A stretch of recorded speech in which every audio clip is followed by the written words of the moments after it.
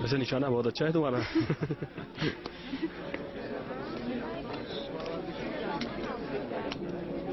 देखते हैं।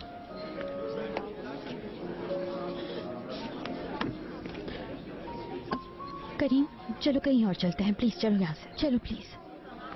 करीम यहाँ पर आओ।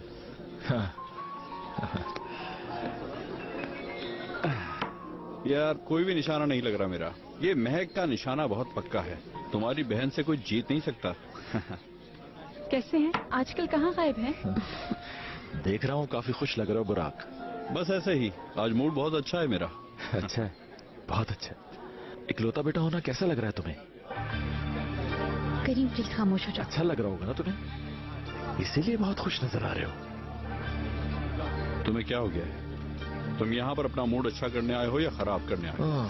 Sorry cousin, very very sorry. क्या हुआ बिनू?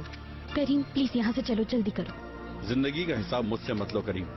मैंने तुम्हारे साथ कुछ नहीं किया है। जिसने किया है जाकर उससे सवाल करो। यानी अम्मी से?